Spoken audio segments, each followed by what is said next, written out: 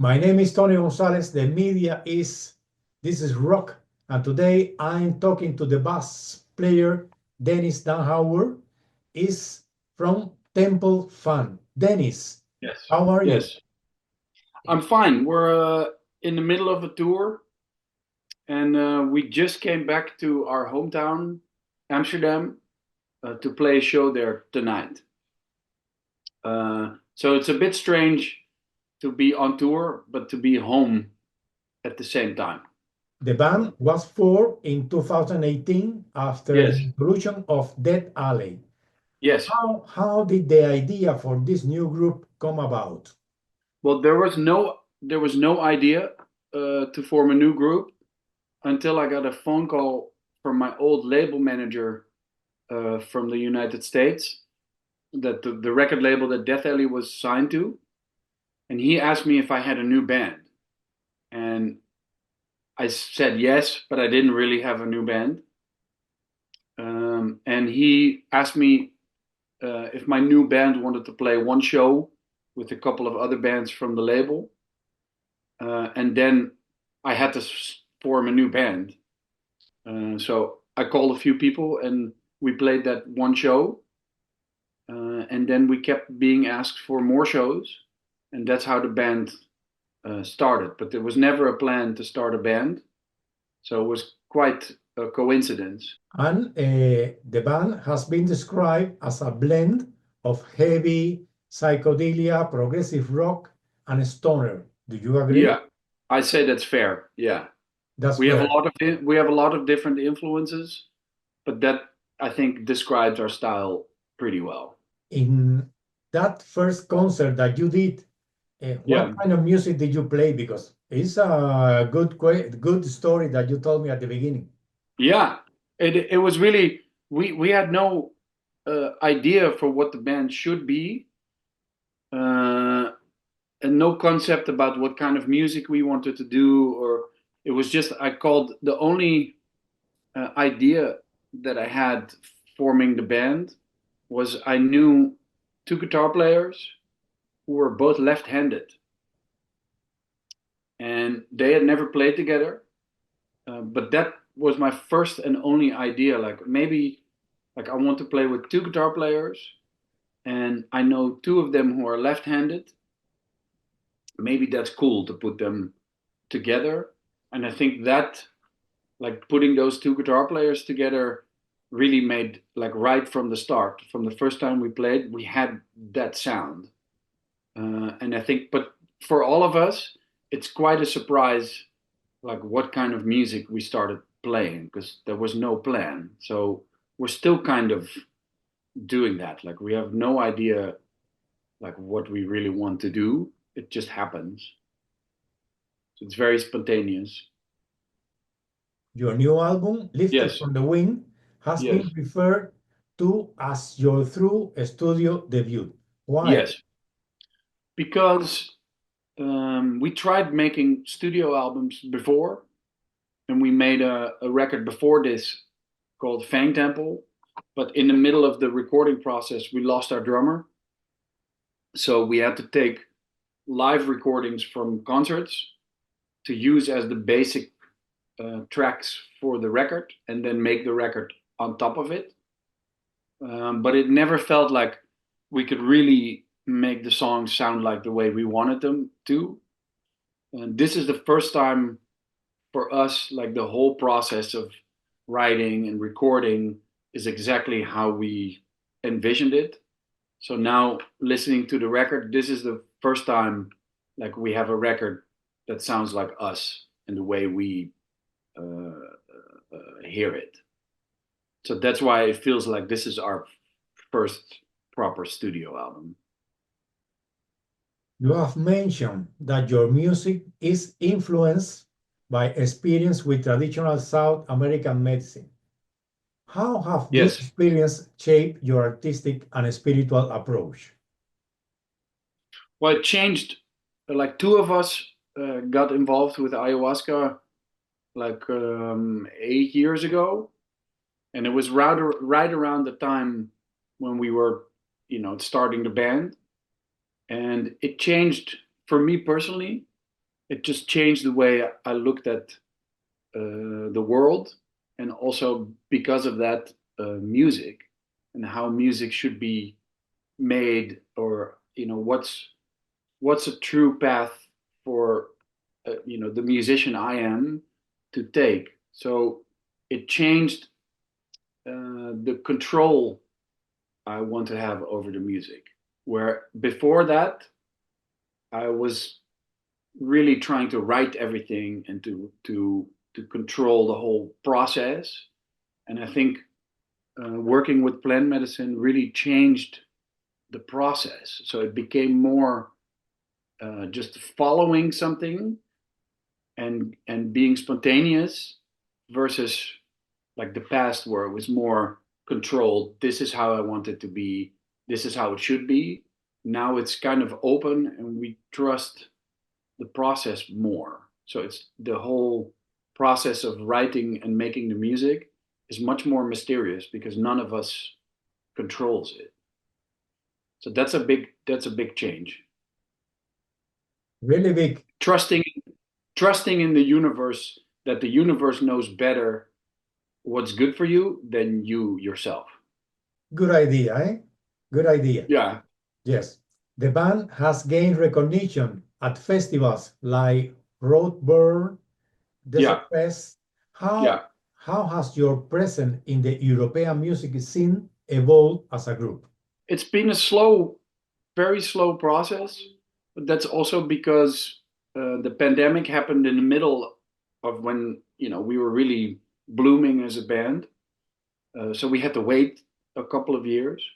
So it's hard to tell how things exactly uh, developed, but we just went out and played as much as we could and said yes to every opportunity.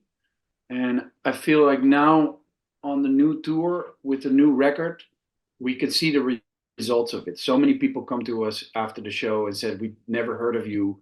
We discovered you at a festival like Roadburn or Desert Fest," and it's been a slow process, but now I think we get the results of it. A lot of people know us because they saw us at the festival. Now that you mentioned the pandemic, I Yeah, remember that in maybe 2020, because after the pandemic, to me, it's like the life will be different. But yeah, maybe, yes, I remember that during the pandemic, you considered recording all your concerts in the style yeah, of the Grateful Dead. How yeah. how did that idea come about?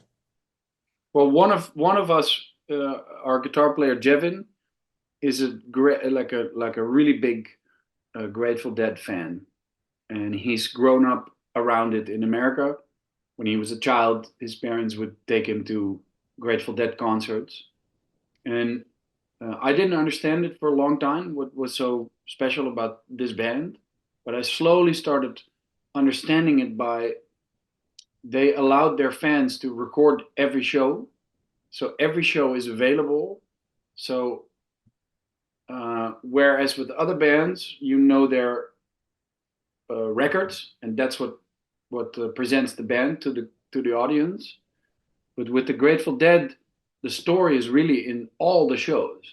So they have you can listen to every Grateful Dead show they ever did, and that's the story of the band. So that inspired us to be a band that's constantly changing, so that it would be interesting enough for people to see us in a lot of different concerts, because we always play different. We play a different show every night depending on where we are and how the crowd is. And this was something the Grateful Dead had the courage to do, and it made them interesting to collect all the shows.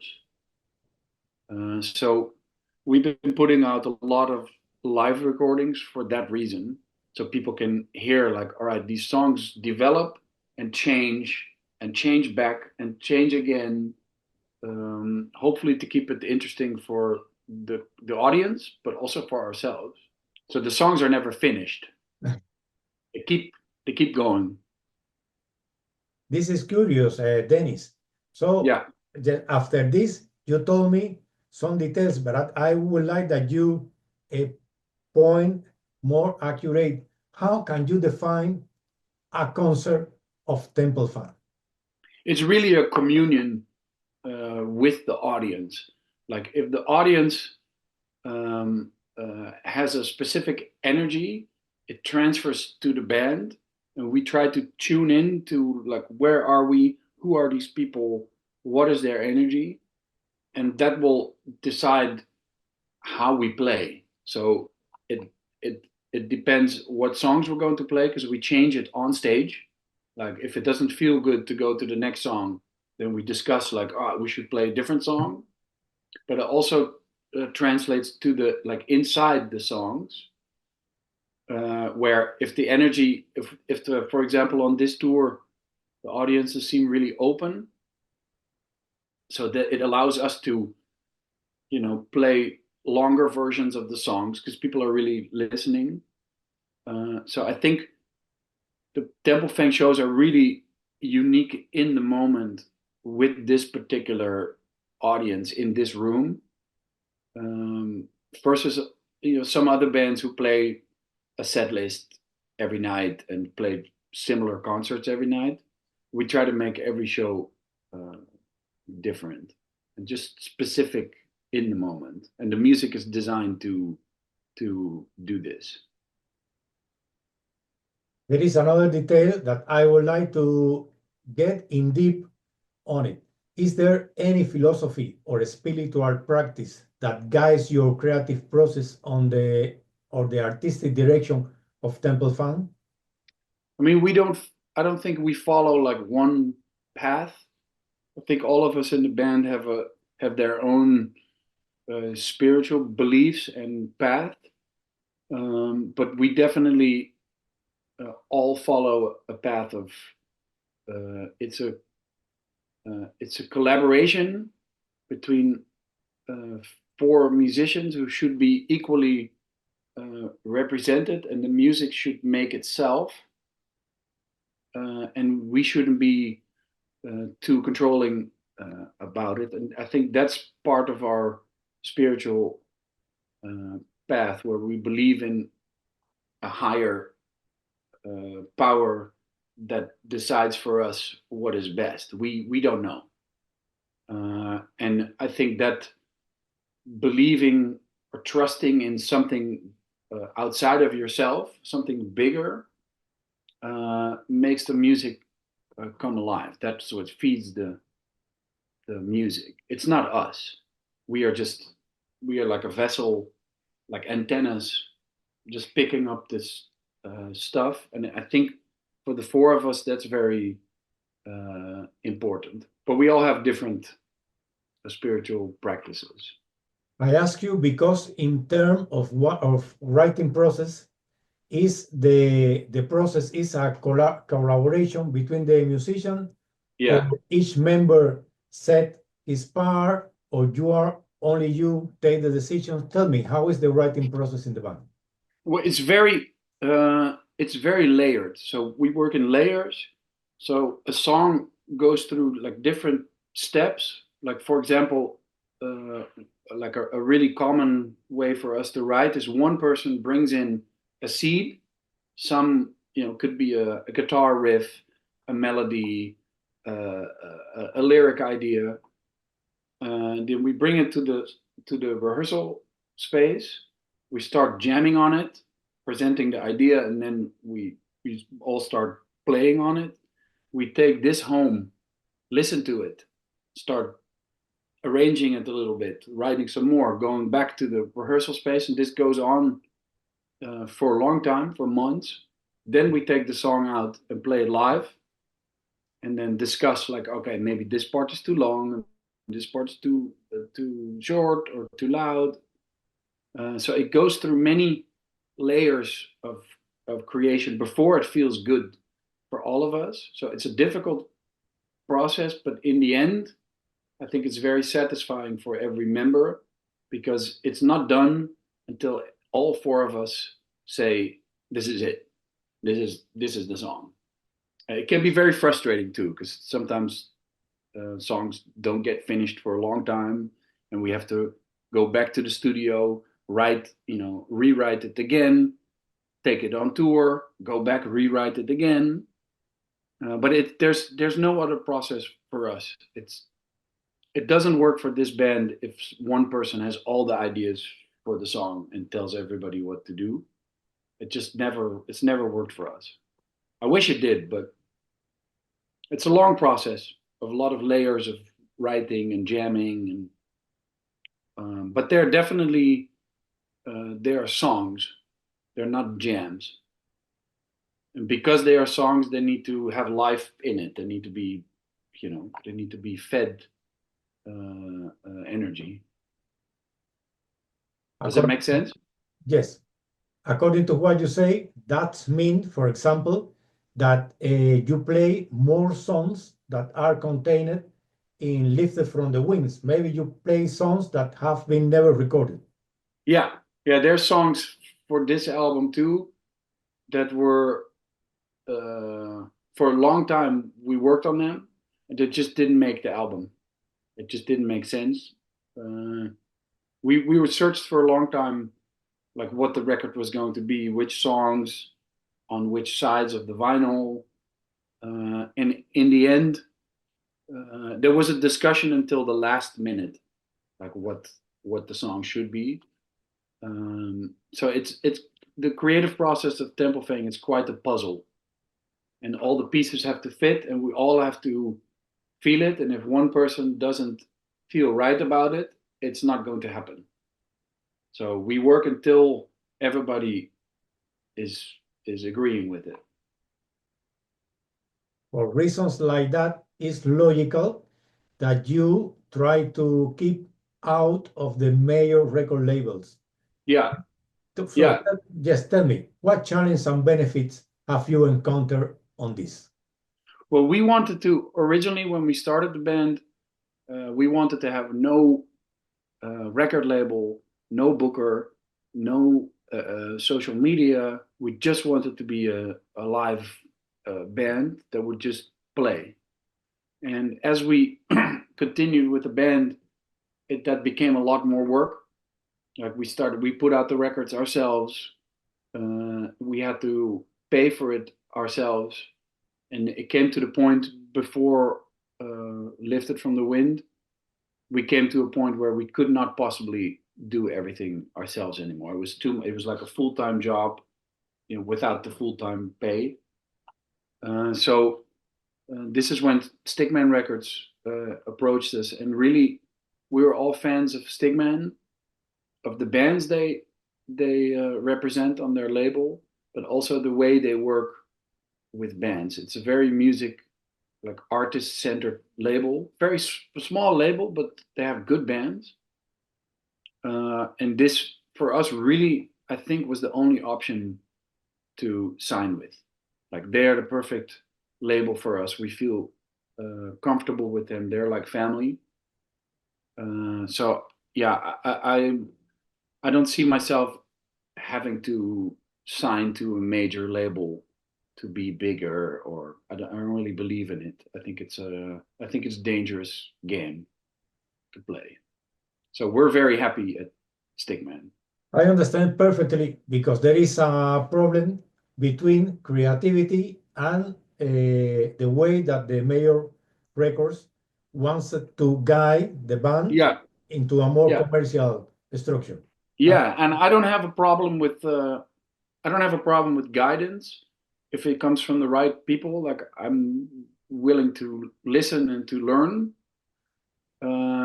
I just think, as a rock band and like our band, I don't think we can skip any steps. And sometimes with the major labels, with my experience, is they want to give you a big push, but sometimes it's too big and the band can't handle it. It's not ready for it.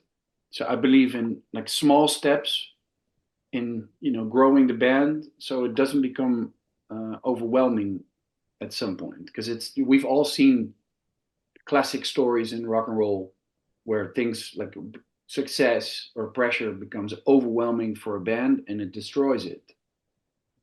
So I try to protect our band from forces. I want us to stay together and just be a working band. The music scene in Amsterdam is diverse. Yes, How has this environment influenced Temple Fang sounds and evolution? For example, that's a that's a tell me, sorry. yeah, that's a good question, because today we are playing Amsterdam, and this is the first time we play here since 2019. So it's our first hometown show, which also says something that uh, Amsterdam, for our kind of music, does not really have a scene so much.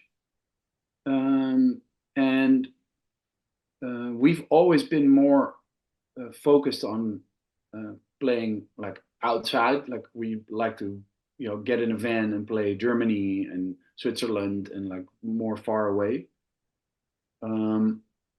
But there is a great Amsterdam is a music town. And where are you, Tony? Are you Madrid? Yes, I am. I was born in Cuba, but I Oh, now live in Madrid. okay. So a city like Amsterdam, especially because it's so central in Europe, and it's a good hub. It has like the airport, and so it's a very every band in the world plays here. So the audience can be kind of spoiled. Like there's so much music happening here every night. It's really hard to impress people. They're a little bit bored quickly, and it's not the greatest environment for us to thrive in, to be the best version of our band. So we've kind of avoided playing here a little bit, but at the same time, this is where we live and this is where our friends live. Um, but as far as how it influenced us, we are able to see a lot of music. Like if you want to go to a concert every night of the week in Amsterdam, you can. And in that sense, since we all listen to a lot of different kinds of music, it's really great to be able to go see a heavy metal band, on a Monday, a jazz band on a Tuesday, go to a classical concert on a Wednesday. So in that sense, I think it's influenced our music because it's all here. Everybody plays here all the time. I think that Temple Fang is very different from most of the music that are producing nowadays. Yeah, So, maybe. Yeah. do you look for this difference on purpose, or was just a situation that simply flows? I think we did never thought about it much. Uh, it just kind of happened. But when we noticed by doing so many shows, we did start seeing that there was a demand for this kind of the way we do it, and it's not a big audience. I don't. We're never going to be a big band, I think, but there is a demand for it as far as what people need as for music. So I think that feeling that and seeing that and hearing people say it to us, like we really need a band like yours, I think gave us the confidence to follow this particular path that we've been following. Like it really helps to know that people really appreciate this, the way we do it and the way we approach music. So I think it influences each other. Um, the more people get touched by the music, the more confidence we get that this is the right path for us to be walking. And it makes dealing with all the difficulties of being a small band in 2025, it makes it doable. And it motivates us to work harder and to give more and to take it seriously. I think that bands like Temple Fang could find his audience because you have an audience for this kind of music. For this reason, Yeah. yes, for this reason, my last question is for those discovering Temple Fang for the first time, which song would you recommend as an entry point and why? Ooh. Oh, I have to choose between like all my children. Um, I'd say uh, right now the song that we start most concerts with is a song called "Once." It's the second song on "Lifted from the Wind," and that song like really kind of represents, I think, to us like a big part of where we are now because it has many of like this sort of different sides of us in it. It's kind of doomy, but then it all of a sudden becomes it's our most Africa influenced song. Like we listen to a lot of African music that comes across in that song, and then it has a the theme of the song surrendering to something higher has that. And so I think once is and it's 20 minutes long. It's like the full. This is what we do. Yeah, so once from Lifted from the Wind. Let me confess you that I imagine that you will tell me the river. That is the Oh, first. really? Yeah. Okay. Yeah. I'd be honest with you. I could have said that as well. The river is also a track that has like so many different sides of us in there, and also thematically, the river is really about us. Like the lyrics of the river is about our struggles and our healing and bonding. So yeah, I could also say the river. I love this song. The river for the medium audience and Yeah, once for the strong audience. yeah, that's a good one. Like the river is a little bit more easier for the average listener, I guess, and once is for the deep, like that's for the deep experience. Dennis, those were my questions. If you want to say something to say goodbye, this is your moment, and then we All say right, goodbye. thanks, Tony. These were nice questions. It's wonderful to do interviews with people who kind of feel like I understand the band and what we're trying to do. Yes, I'm sure that Temple Fang will find this audience. Yes. Maybe Europe is enough, but maybe if you can transcend to the America or Asia, it will be. Yeah, we are thinking about this, and we hope that this album and the tour that we just started will eventually bring us out of Europe to. We really want to go to Latin America and Asia. So I trust that it will happen at some point. So apart from ayahuasca, you can try peyote or Yeah, cinnamon gum. I've never tried peyote, but my bandmate has for sure. Yeah, we are open to all that stuff as long as it's done respectfully to respect the plants and also respect yourself by not we are not doing ayahuasca every day. Yes. So, Dennis, thank you very much. I appreciate Yes, this conversation. me Yeah, too, Tony. nice person, really.